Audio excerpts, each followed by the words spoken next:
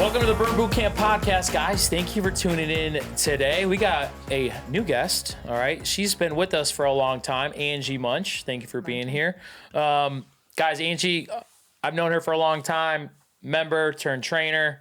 We'll get into her background here in a little bit, but obviously she loves the brand, and I feel like maybe some of you who are members first thinking about being a trainer, this is the woman, and we'll get into that here on the podcast. This is the woman to listen to. So, Ange, give them your background, what you're licensed in, and tell us a little bit about yourself. Yeah, sure. Thanks again for having me today. I have been with Burn, like Huntersville, when Devin was training, was when I very first started. So when there was a single gym, and we're what now? 340, 350? Yeah. So that's at least 7 or 8 years. At least, yeah. So we were here first, moved to Houston. So switched over to a little CrossFit for a little bit. And as soon as I came back, I had my twin boys, Evan and Houston, who are now 6. Go Twins. I'm a twin. Who are now 6. It's crazy. And so I came back originally as a member for the Child Watch, right? That's kind of how I came back onto the floor. And who else can relate to that? Right.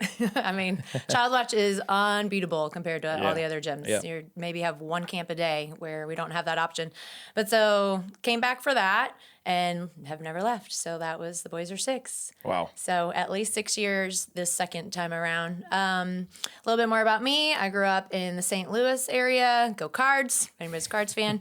Little shout out to you. And I went to the University of Missouri in Columbia. And I was there for all 6 years of my training. I actually started as pre-med and decided I didn't want to spend my entire life in school. Yeah. So I quickly switched to physical therapy. So I'm licensed as a master in physical therapy as well. So our Lake Norman members get a little bit of that form feedback from me all the time. Form queen. Can't watch bad form. It hurts my heart. So, yeah. What made you get into physical therapy? I know you said you didn't want to go pre-med, but what drew you into that field? Sure. I've always been an athlete.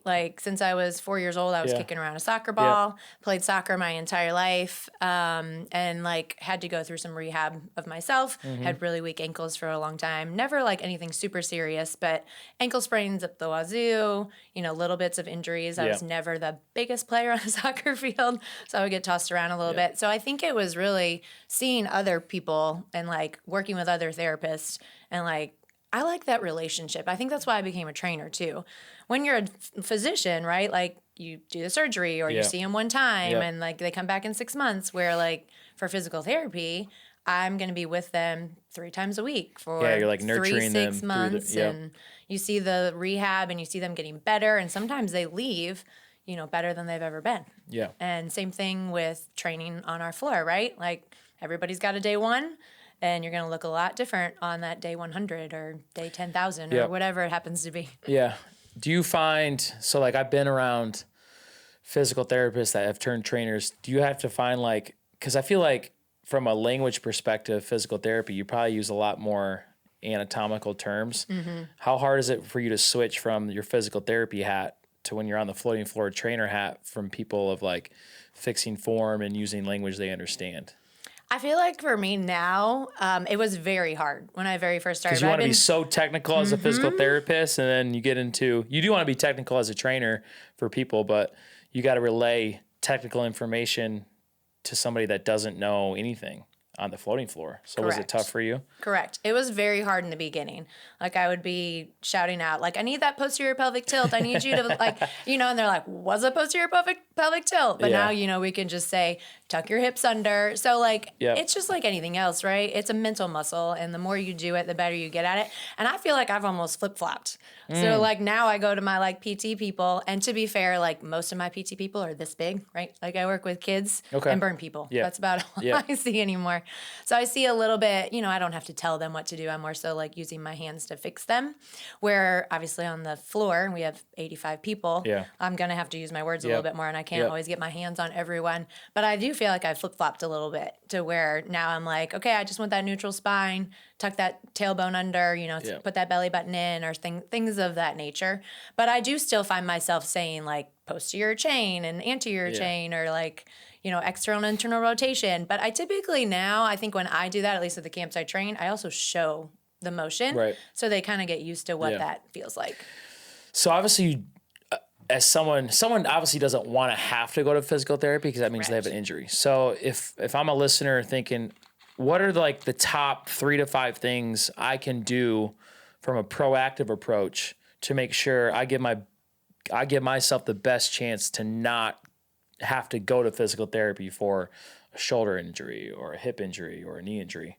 What would you say as a physical therapist? Make sure you do these things to give yourself the best chance to not have to go to physical therapy as you get older. I love that question. That's a great question. So 2 to 3. One, you got to get your form right first, right? Like form right first. There will never be 100 bad reps will never equal a good rep, right? Like I think I stole that from you. I'm pretty sure you've said that a time or two. But sometimes we don't know what that good rep is, or we don't have the mobility, right, to get into that good rep because our calves are tight or our ankles are tight. Or a lot of people, it's their hamstrings. We're at a computer, like those shoulders are rounded, that chest is shortened, and those back muscles are lengthened. So knowing what that anatomical position, doing that right now. Fix yourself right now. Knowing that anatomical position, I think, is important, which is like one of the reasons when you had asked me originally to talk about foam rolling for our on-demand, like I was all about that. Yeah. Because I do foam rolling every single day. Every single day. It really helps me personally with that mobility, especially like with my ankles and things like that, trying to keep that range of motion so I can hit that full depth squat or I can get my chest all the way to the deck. Because if you're always doing these shortened range of motions, right, we're not strengthening the way that we should be, and it's not great for our joints either.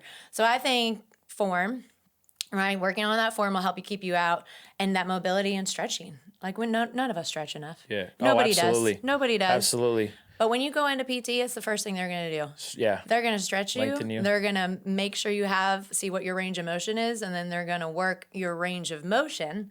Always, I, before you even pick up a weight. So it's pretty much like just like brushing your teeth every day. It's just part of your daily thing routine. You do. You don't even think about it. You're like, I got to do this day. How long have you been doing that for? Long time. So,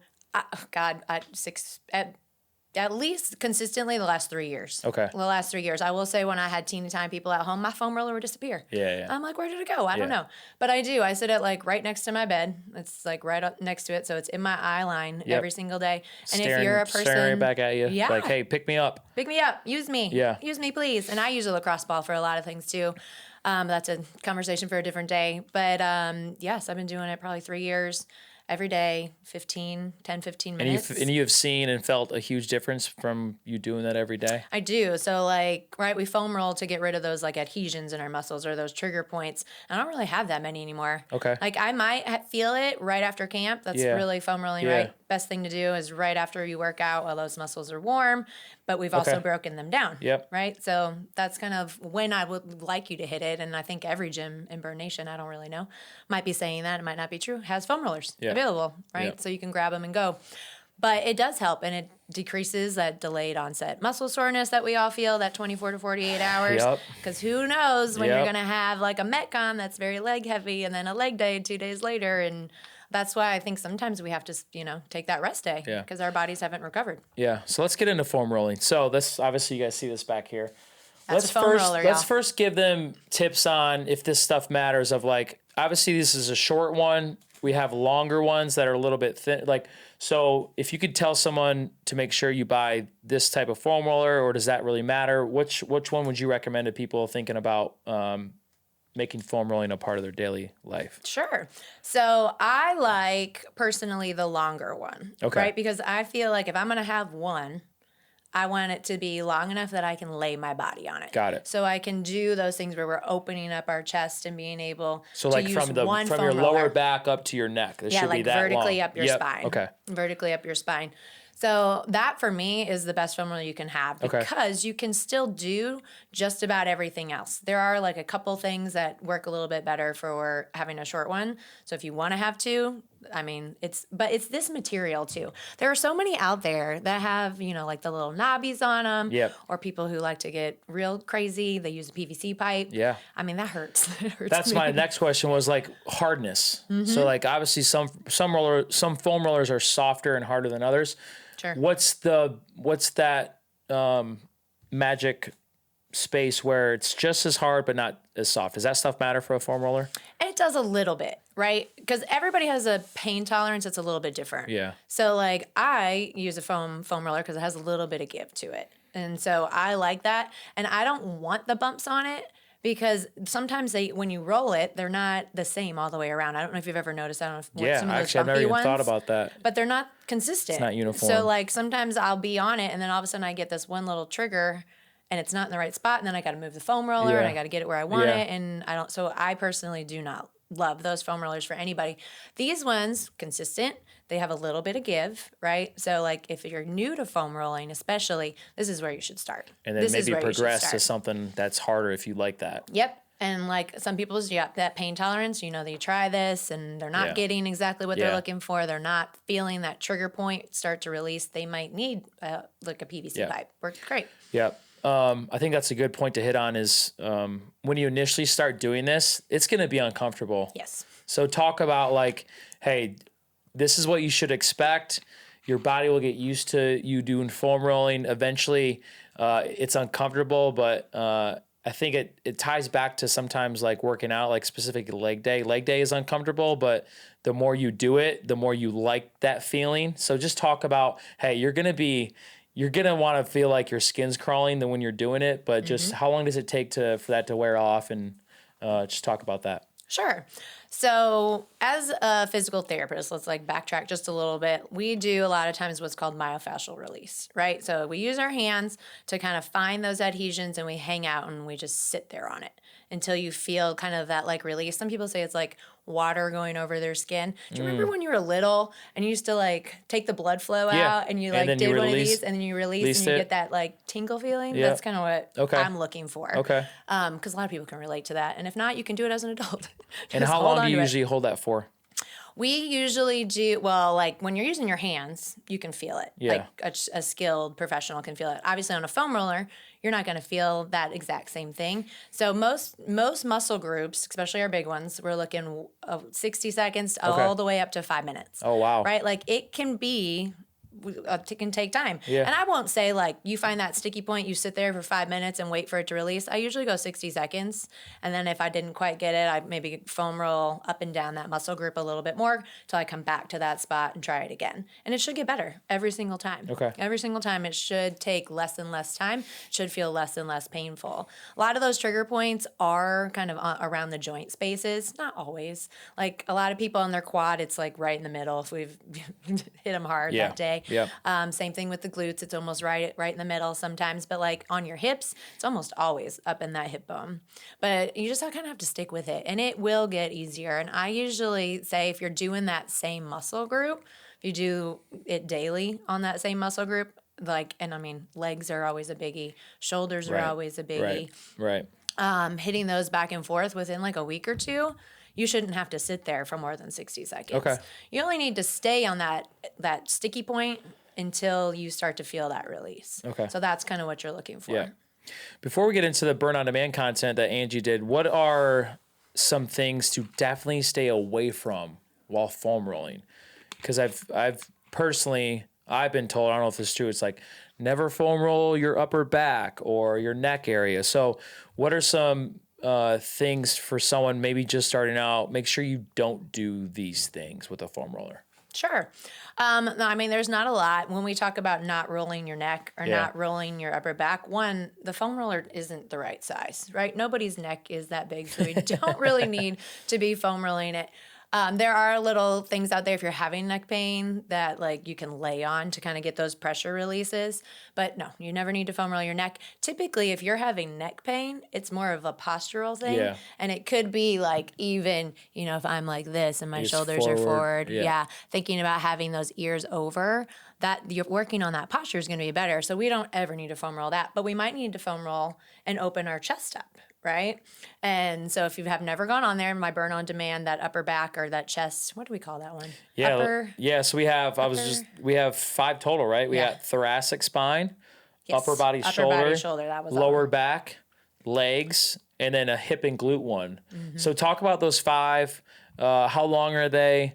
What's your favorite one that you love to do? Oh, okay. And then, yeah, just talk about the content that you've created. Because, guys, the foam rolling is awesome on there. There's stretching as well. That's more like static. But the foam roller is a little bit more dynamic where you're, moving your body a little bit, sitting on a muscle group maybe. So just talk about that content that's on the app. Yeah. So when Matt asked me to do this, I kind of thought about the entire body in 5 groups, kind of like how we train.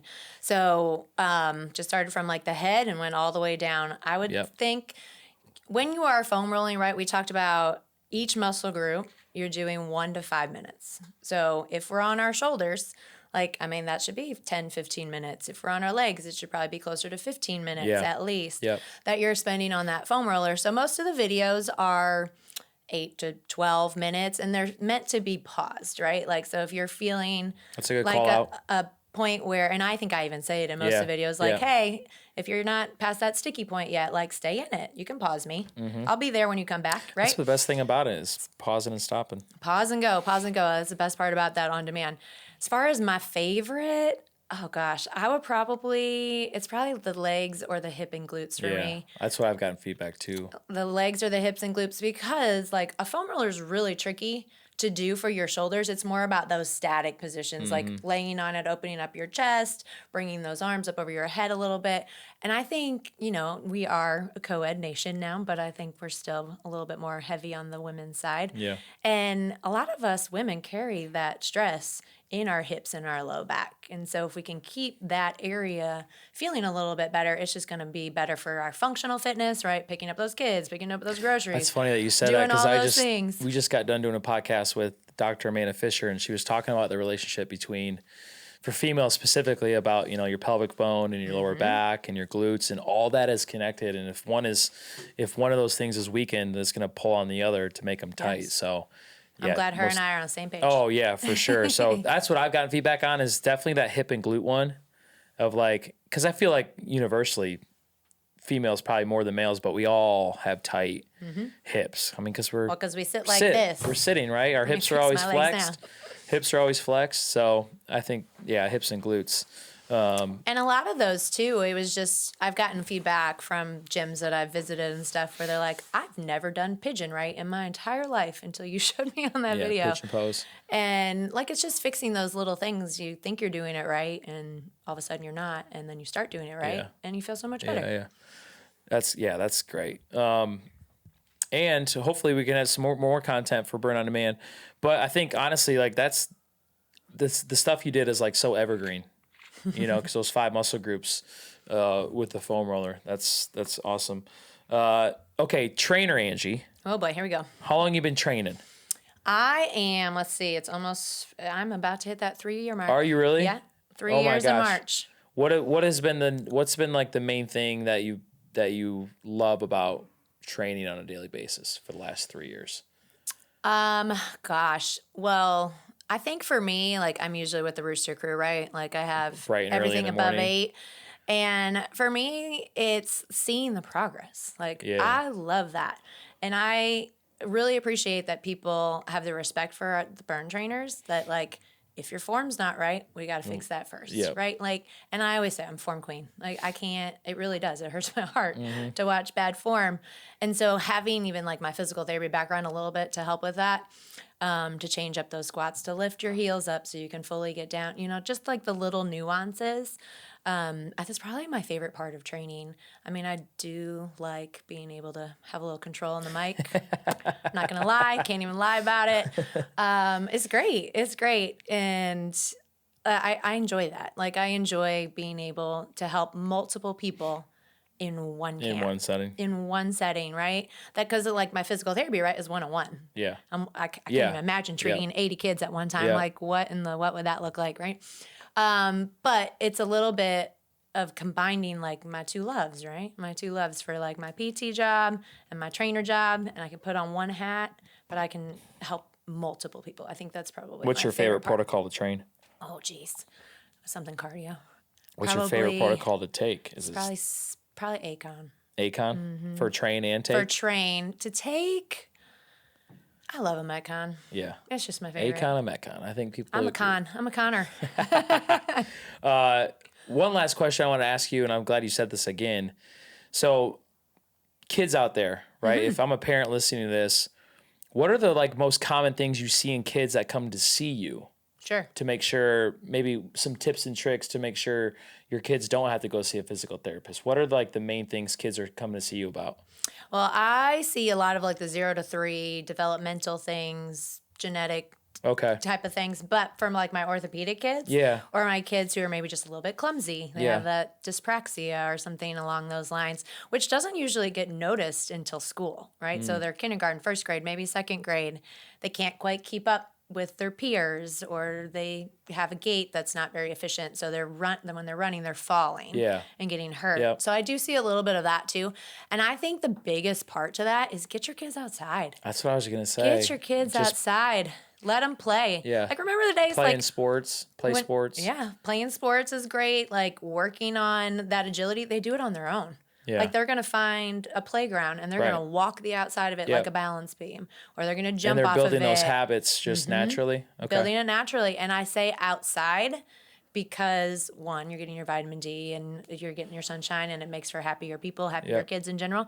But two, there's all those unlevel surfaces, right? So they're learning how to navigate that. They're getting that proprioception, figuring out where their body is in space at a very young age. So when they start doing more of those agility type things with sports, right? Like, you're doing the cones, you're doing the ladders, they already know where their body is. They don't have to figure that out. So they're at that advantage. Yeah, I love that. And plus, when you're at home, like, I mean, I do it too, right? It's very easy to put that screen in front of them or that iPad. And what does that do? It puts us in this weird position where we're like this, we're trying to play on the game, get as close as you can. So even if they are inside and they are a kid who likes that, sitting them in a chair is going to be very beneficial versus sitting on that floor, having those legs come in. You're putting that rounded back posture. And there is so many studies out there with school kids that visual motor plays so much into it, right? Like, if they're always in this posture where they're looking down, and now all of a sudden I'm at school and the board's up here, like, this is just uncomfortable. It's an uncomfortable position. So kids get all fidgety, they get all wiggly, they can't pay attention as well. So getting them outside is just the easiest thing that you can do. Take them to a playground, let them as go. You're talking about this, all these things they do that we take for granted about why that's happening. Like, just getting your kids outside will help you move their body better to run, and like sitting a certain way. Like, all those things matter. We never think about those things, especially now when we have so many screens and we're in this position a lot. We don't like subconsciously realize that. So I'm glad you said that. Okay. I feel like it should be a next syndrome, like screen syndrome. Screen syndrome. Screen syndrome. Don't let your kids have screen syndrome. Yeah. The biggest takeaways I've got out of this is, guys, get one of these. Again, Angie gave you some tips on using the longer one, just so it can fit your entire body. Again, guys, we have foam rolling on Burn Boot Camp and Burn on Demand. Those 5 categories that she really walks you through, like your thoracic spine, your upper body shoulder, your lower back, your legs, and your hips and glutes. That content's always going to be on there. It's always going to expand. Again, start slow. Start slow. If it's uncomfortable, progress your way through that. Pause at any time, like Angie talks and walks you through. And if you got kids out there, get them outside, let them play, get them into sports. Get them on a foam roller. They love the foam roller. Yeah, they love it. They like roll out like a seal and then they roll back. they do. It's so funny. Just hand your kid a foam roller, see what happens. See what happens. They do the craziest things. I will tell you, they will try to stand on it. So just be careful. Yeah. It's a balance game. Yeah.